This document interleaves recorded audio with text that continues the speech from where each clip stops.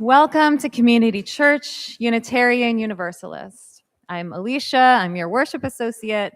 It is a joy to be with you today. We are a progressive, open-minded, and inclusive religious community. We welcome all who are on a spiritual search for truth and meaning. Ours is a faith in action as we do the work of social justice and elevate compassion in our quest to live ethically, recognizing the inherent worth and dignity of every being. Please look to your weekly email for announcements. We are delighted to welcome back to our pulpit today the Reverend Sara Green. Reverend Sara Green is an organizer, artist, and Unitarian Universalist minister hailing from New Orleans. Alongside her work as a trainer with Sacred Reckonings, she is a stewardship consultant and serves as co-chair on the Executive Committee of AlternateROOTS, a Southern justice-focused artist coalition. Sara is particularly interested in working with the stories we have around money and climate that excite our political imagination, and we are very happy to have her with us here today. We also would like to welcome any new and returning visitors today. We hope that you will stay after the service for refreshment and fellowship. And in the spirit of that fellowship, take a few moments to turn to your neighbors, whether you know them or not, maybe particularly if you don't, and say hello.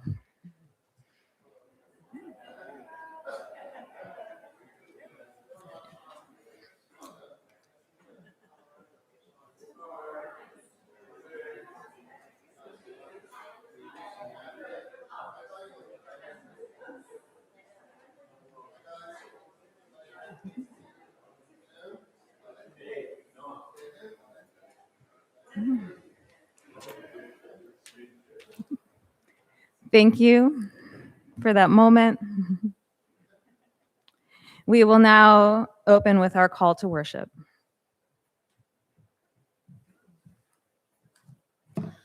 This call to worship is by Gretchen Haley.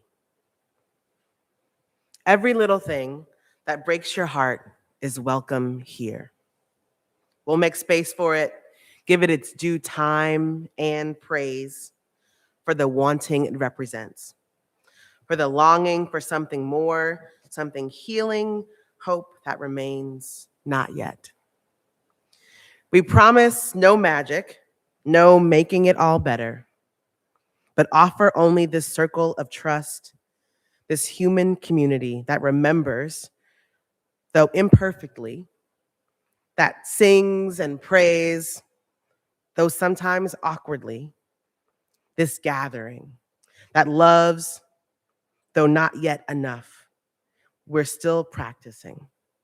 After all, still learning, still in need of help, of partners, still becoming, able to receive all this beauty and all these gifts we each bring. Come, let us worship together.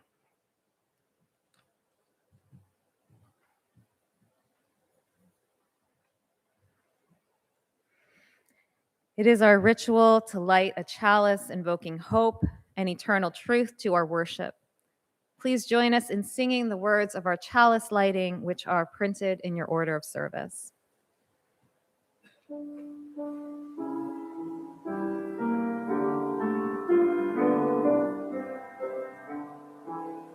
Like this flame to offer the light of truth and knowledge and the warmth of love and community and the fire of hope and commitment.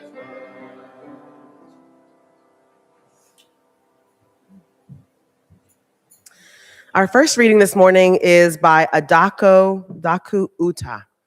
She's a reproductive justice organizer, and this is from her piece, Let the Choir Say Wow. Mycelium mushrooms have been one of my greatest teachers of trust. The word mycelium means more than one. The mycelium organism is a dynamic root system of mushrooms that utilizes trust as a mechanism to build and sustain a vast, reciprocal, underground network that connects the roots of trees and plants skillfully, shares nutrients and resources to support the entire health of the system with which it moves. This mycelial network cannot exist without trust.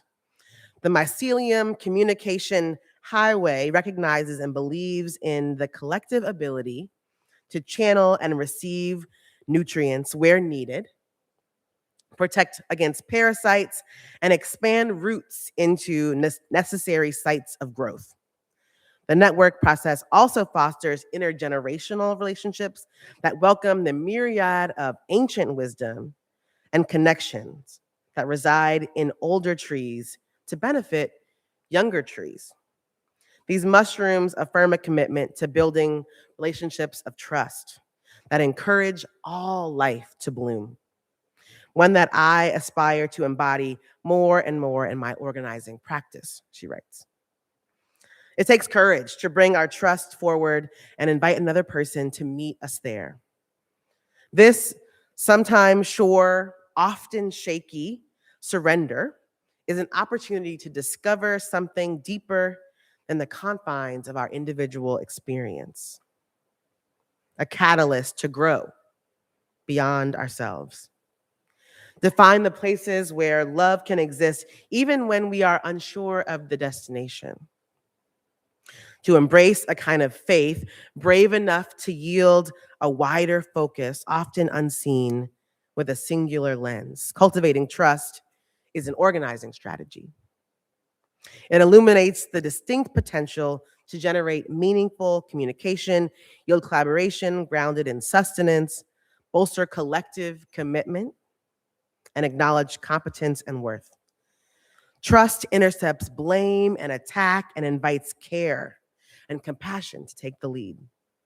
And it takes time to ensure that practices are aligned with values. In times of crisis, trust knows that you won't intentionally be hurt by comrades. It relies on our imagination's harvest and initiates possibility filled with hope and inspiration. It encourages us to delegate and share our work so imbalance dissolves and burnout fades. Trust invites us to come together for the sake of collective liberation.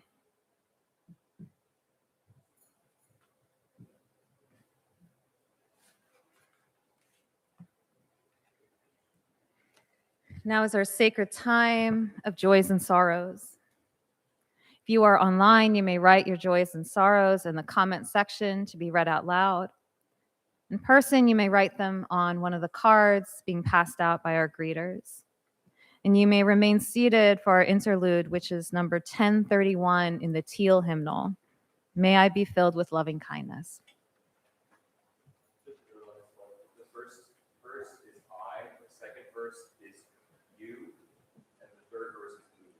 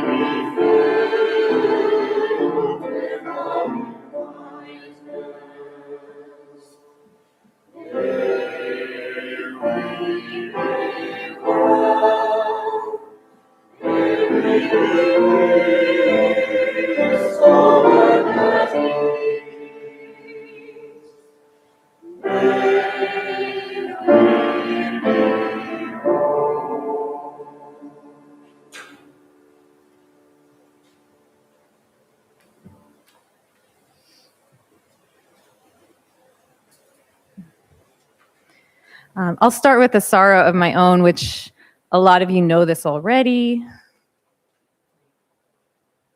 But my beautiful school, which has served so many wonderful and weird students over the last 8 years, we are shutting down at the end of this year. So just a lot of sorrow for my coworkers, my other students, some of who I really don't know how well they will survive in the system. So that is a sorrow for me at this time. Another sorrow from Jim, that ICE continues to bring so much suffering.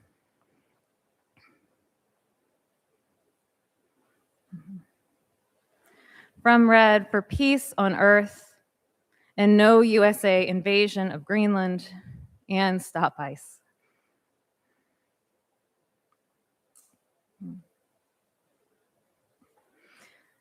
From Kathy, on Monday, our bookkeeper, Paige Bro's son had a bad welding accident, and he has burns on 22% of his body, 2nd and 3rd degree burns. Let's keep them in our hearts. Oh, thank you for letting us know. From Marcel, grateful for the brave effort of Americans in Minnesota defending the lives of immigrants. Absolutely.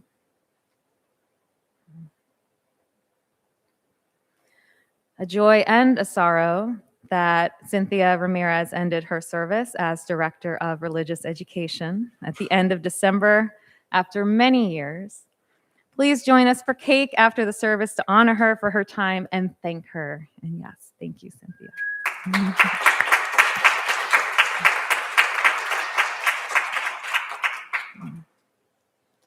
And finally, from Kathy, it is a joy to bring a chantilly cake, king cake today. It was purchased from Bywater Bakery, who had a fundraiser for WWNO. So I wanted to honor Carol Lipp for organizing for WWNO for so many years. And I want to remember Avis Moore, whose generosity benefited CCUU for many years and still does. She passed away 3 years ago on January 22nd, and Avis enjoyed chantilly cake.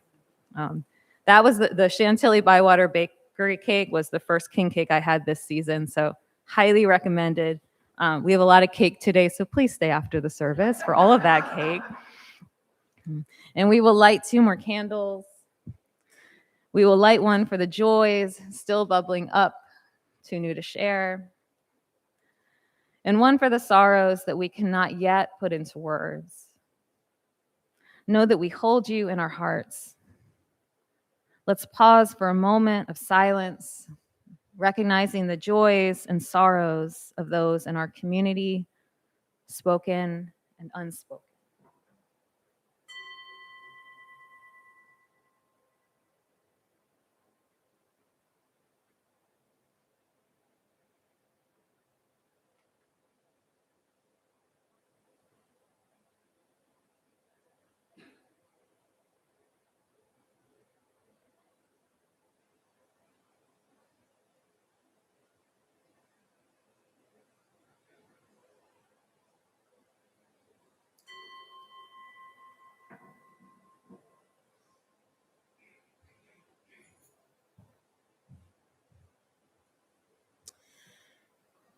Our second reading is an excerpt from Howard Zinn's You Can't Be Neutral on a Moving Train.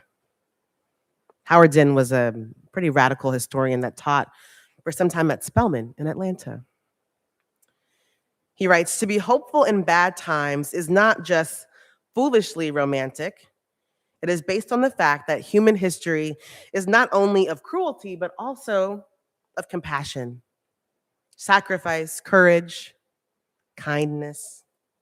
What we choose to emphasize in this complex history will determine our lives. If we see only the worst, it will destroy our capacity to do something. If we remember those times and places, and there are so many, where people have behaved magnificently, this gives us the energy to act, and at least the possibility of sending this spinning top of a world in a different direction. And if we do act in however small a way, we don't have to wait for some grand utopian future. The future is an infinite succession of presence. And to live now as we think human beings should live, in defiance of all that is bad around it, is itself a marvelous victory. So good to be here with you all this morning. The sanctuary is so beautiful. The light, the light, I mean, just this year, I get why people go to church. Not just as, I'm a minister, obviously. I believe in what we're doing together. But we really need this time together to ground and to be filled up, because it is hard out there, to use a soft word. So it's good to be here. And it's a fun challenge as a minister. There's so much to say. There's so much to grieve and to work through. I find myself theologically pretty alive these days, so I'm glad to get to share that with you. We'll begin with a parable from the Anansi collection of stories. Aso tell Anansi, begin again with the center of yourself, where one part of you join the next, where you become a planet, where song make a spine out of water's belly, where you start sometimes to believe your form knows something that your spirit don't. Where you learn, where you start to suspect everything in you belong to something else. Where heart begins at the lake bottom and makes itself a question in the universe of blood, where you hold that universe in the well of your throat and sing every world before this one into some place new. Into some place the heart means. Begin again with what heart means, with not the anteroom, but the hurricane, not with terrifying fist, but with its corridors of want. And want again, its washerwoman's labor of river and river throughout the whole form, the heart, a weather-informing etymology of the body's grace. Begin again with the heart, not as the heart as violence, but a thorough labor. Begin again, all your dances turning with the heart's own gyre, and every word becomes your own, and no weapon formed by your throat against your planet can prosper.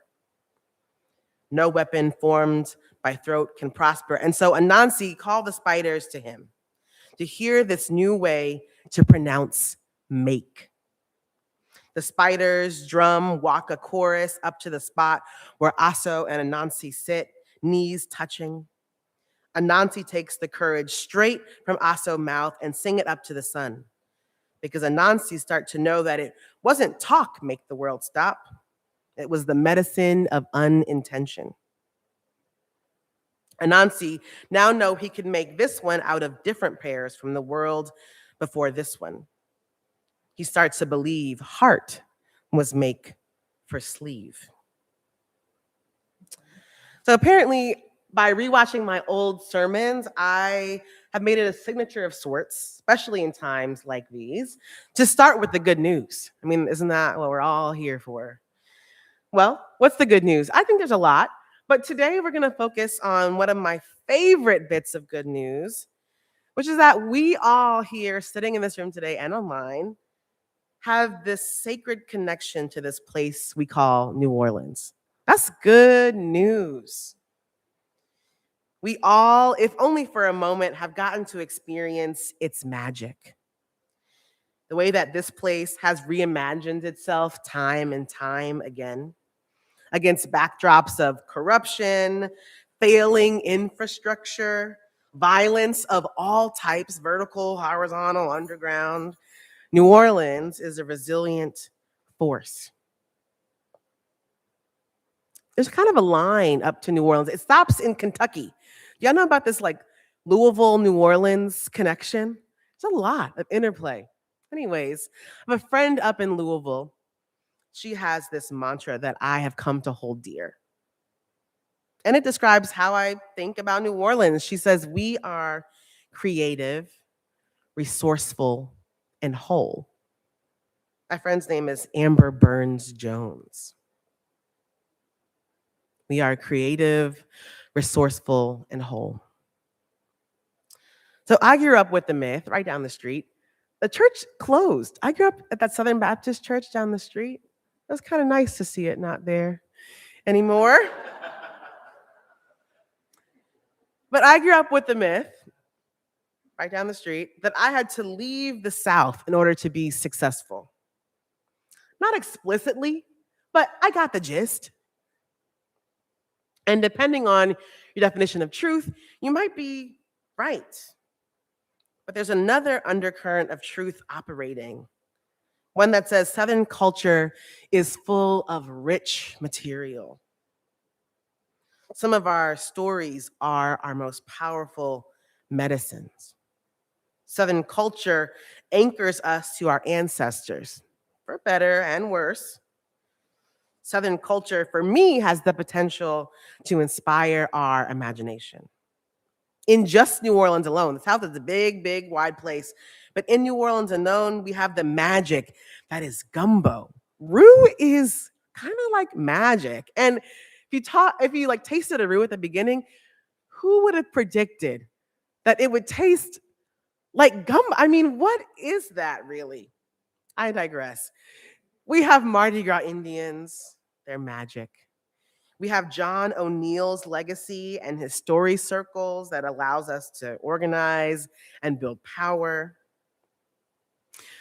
You know, Vermont and those non-Southern places, they have very cute vegetables. Did you know people up there eat fiddlehead ferns? Like a version of that thing right there, but when it's curled. I love that. That's so cute. But Adrienne Rich says that in this moment, she says, I have to cast my lot with those who age after age, perversely, and with no extraordinary power, reconstitute the world, just like we here have done. Part of that reconstituting the world is through our words. I love that phrase, making groceries. Spend a little bit too much time up north. Sometimes I say, I have to go buy groceries. And I'll catch myself and I'll say, I'm gonna go make groceries. It's conjure, it's manifesting nourishment for my family. It's not just making a list, getting the things, it's imagination. It's how am I going to feed people with $10? It's all of the making a way out of no way. That's making groceries. And then there's, I reckon. Makes me proud to be from the South, that phrase. I know we don't really use it a ton on this side of the lake, but when you get a little bit out in the South, they talk about I reckon. So I was camping at Fountain Blue speaking of the North Shore, the start of the pandemic. We were on spring break with my kids. Actually, I preached here. Me and Reverend Darcy figured out the live streaming for the first time. And they had only been to New Orleans once before. We stayed at Selger. And so they had a bunch of questions. Are there alligators? Can they run fast? How fast can they run on land? And what do I do if one runs towards me? These are very important questions. Well, you probably know, they didn't, that they can actually run really fast. And if it runs to you, you can run in a zigzag. That's one option. You can gauge its eyes out, or you can snap it on the snout. Those are your options. But yes, children, there are alligators in Fontainebleau, specifically. But pretty much, someone said if there's a puddle of water, there's an alligator in it. That whole conversation pointed me towards an insight about this reckoning phrase. What does it mean to reckon with a thing? In this case, we define the thing. Alligators, they're big, they're scary, they run fast, they exist. How does this thing behave? What are its patterns, its history? What can I expect given the data? And what are my options if I come into contact with this thing? How do I honor my agency and how do I have choice in this thing? We are in a moment where we are called to reckon with what's happening in our world, in our country. We didn't just get here on accident. We have data to answer some of those questions. But somebody created this world. Adrienne Marie Brown offers us that we are living now inside of the imagination of people who thought economic disparity and environmental destruction were acceptable costs for their power. I would add, sometimes those people were us. Now, for Fixin 2. The Fixin 2 is preparatory work. Sometimes it's gathering our material. Sometimes it's preparing our hearts. Sometimes it's intention setting. I hope that you have found moments to just sit there and get ready to I'm fixing to do something. That's a nice moment. Y'all know that moment? Like, oh, I know I'm gonna have to get up, but just sitting here, fixing. I could use that today. Maybe that's my plan for today. But it's preparation. I often find preparation to include how do we want to story our way through this? We really can't make something happen that we've never imagined. And a lot of our imaginings happen through story. So I want to turn to Martin Luther King Jr. It is, after all, his weekend. And he comes with some really powerful stories. Every year, people around the congregation and around the country, in congregations just like ours, are making decisions about which stories about this person to tell. Our task here is to point out all the types of stories that MLK Jr.'s body of work points us to through the sound bites that people use in marketing to get people to do something or feel connected to their humanity or to order the world. They use sound bites, we use stories for all sorts of purposes. And the first category of stories, which is kind of like how we order the world, kind of like Genesis is a story of order, how they thought in that moment. On the March on Washington, 1968, he says, "We shall overcome because the arc of the moral universe is long, but it bends towards justice." This is an ordering of the world. It gives us a sense of structure, of direction. It lets us know there is a way to fit within the logic of the universe. It gives us a clear idea of our purpose and how we might be meaningful in the schematic of the world. It doesn't mean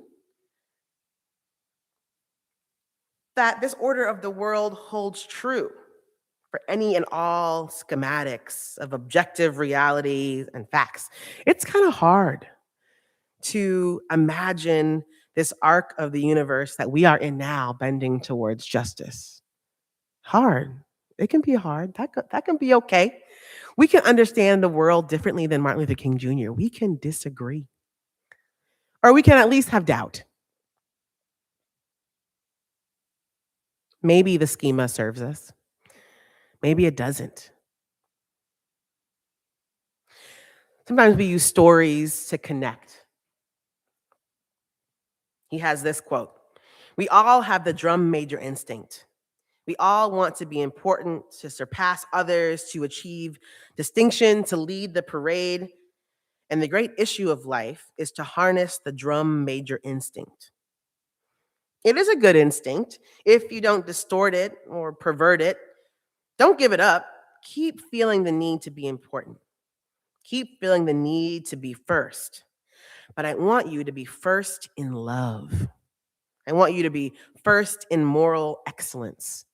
I want you to be first in generosity." From this, we get a story carrying instructions about the ways we can best connect with others. That's part of preparation. That's part of Fixin too. We connect with others through love. And that the best way to be good in the world is to be connected as a global citizen. I wonder what he meant when he said strive towards moral excellence. I wonder if this applied with his relationship towards Malcolm X. If this helped him to feel connected. Perhaps this is a story that serves us in this moment. Then there are stories and quotes from Martin Luther King Jr. that we use to prop up and shape our ego. And perhaps the same thing for King. Maybe he was doing the same thing. At an address to the Illinois Wesleyan University in 1966, he says, "We shall match your capacity to inflict suffering by our capacity to endure suffering. We will meet your physical force with soul force. Do to us what you will, and we shall continue to love him."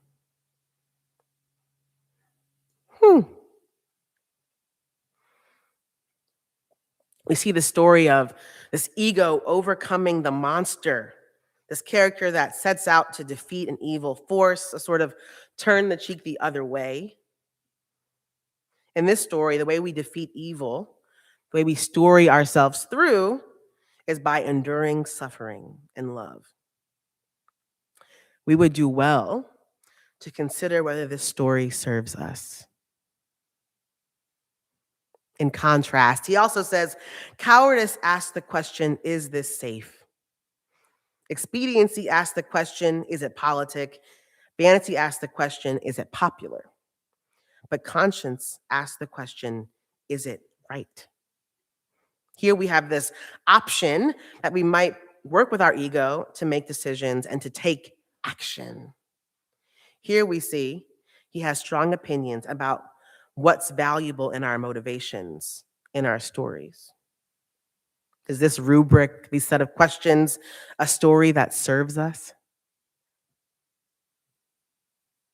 One more. Change does not roll in on the wheels of inevitability, but comes through continuous struggle. That's a different story. Some of the other quotes. This sort of inevitability of the arc bending toward justice, he sings a different tune here. What story do we want to tell? For all of us this year, we will go through a barrage.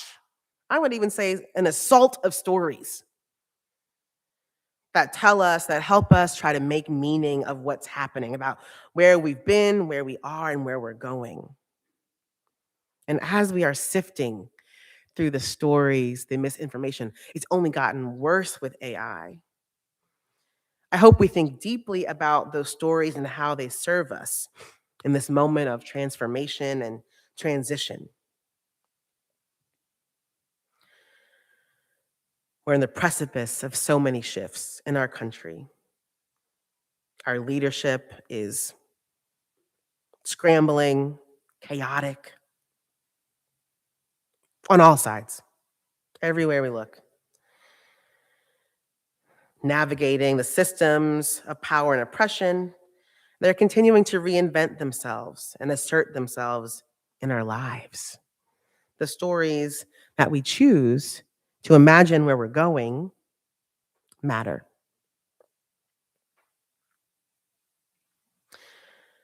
The next thing about fixing to is deciding what we're doing. What are the things we're fixing to do? But I would posit in a lot of ways, we don't actually create the transformation. Rather, we create the context for transformation to occur. In other words, we're setting the container, we're making the conditions right for, I don't know what you call it, Holy Spirit, mystery, community to do what it does. Sharon Welsh is a Unitarian Universalist writer, and she has this really great book. I go back to it over and over and over and over again. It's called The Feminist Ethic of Risk. Highly recommend. Really, it's life-changing. But she writes this: the ethic of risk is characterized by 3 elements, each of which is essential to maintain resistance in the face of overwhelming odds. I don't know. Sounds like we got some overwhelming odds. A redefinition of responsible action, grounding in community, and strategic risk-taking. She continues, responsible action does not mean the certain achievement of desired ends, but the creation of a matrix in which further actions are possible. The creation of the conditions of possibility for desired change. That's fixing to. I'm getting ready. I'm putting the things in order. Chefs might call it mise en place. Everything in its place. That's fixing to. Currently, I have the privilege of working with people who are shaping how we might reckon and get to the fixing to of our work in this moment. It's a campaign called Sacred Reckonings, and it's with Rebecca Vocal and Dana Newhouser. They're way up to the top of the Mississippi in Minnesota. I'm sending them all of the prayers of courage and safety right now. They are exhausted. The campaign that we're working on is about reparations, and where we are getting in right relationship where there has been systemic and atrocious harm, where people have lost their land, their labor, and their lives. People hear reparations and they automatically sort of fixate on the wealth return part, the money part. That's the doing, but we're still on the fixing to. A lot of that reckoning and fixing to happens in a couple of categories. We call them the repertory eco map. It's an ecosystem. It's a living, breathing constellation. And it includes truth-telling, relationships, political solidarity, spiritual practice, and wealth return. Friends, yes, we are voting. We're continuing to organize for a free Palestine. We are holding Helena accountable. We are sending all of our prayers to Minnesota. We are doing all of the community ICE Watch that is available to us. We are doing all of that. But it's on shaky ground without the work of reckoning and fixing to. You ever try to cook a gumbo and you didn't cut up your okra on time, or you realize the chicken has gone bad? Everything's not in its place. Our task, as urgent as everything else might seem, is to begin again with the center of yourself, where one part of you joined the next. To begin again with what heart means. To begin again with heart, with truth-telling, with storying, with strategy, as thorough labor. May it be so. Amen and ashe.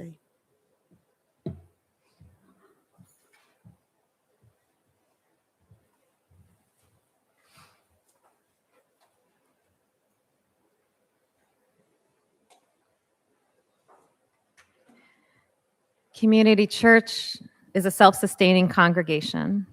Members and friends' generosity help us do the sacred work of bringing justice, spirituality, and compassion to our community and beyond. You can give online, you can give by text, see the number on the back of your order of service, or in person this morning. You may use the envelopes in the seat in front of you. And our offertory is from the Teal Hymnal 1007. There's a river flowing in my soul.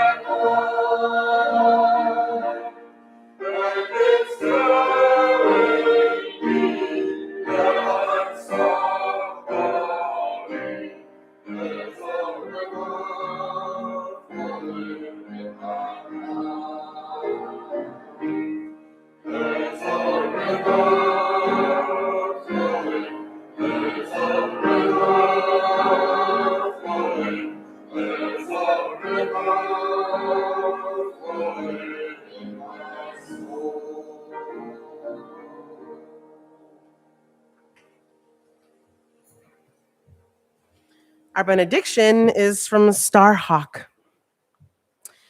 She writes, "May all the healers of the earth find their healing. May they be fueled by passionate love for the earth. May they know their fear, but not be stopped by their fear. May they feel their anger and yet not be ruled by rage. May they honor their grief, but not be paralyzed by sorrow. May they transform fear, rage, and grief into compassion and the inspiration to act in service of what they love. May they find the help, the resources, the courage, the luck, the strength, the love, the health, the joy that they need to do the work. May they be in the right place, at the right time, in the right way. May they bring alive a great awakening, open to listening ears to hear the earth's voice, transformation, imbalance to balance, hate and greed to love. Blessed be the healers of the earth. May it be so."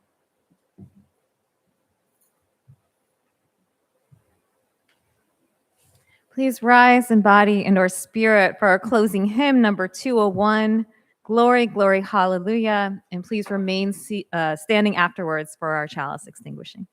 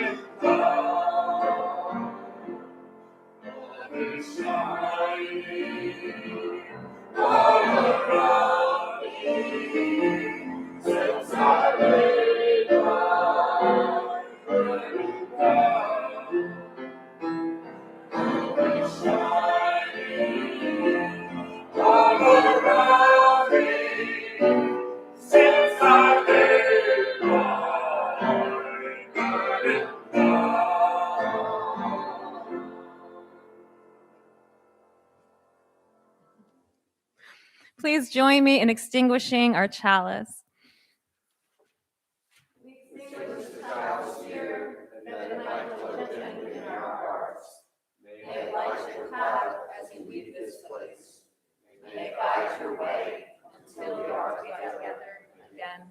Please join us across the hallway for lots of cake and fellowship.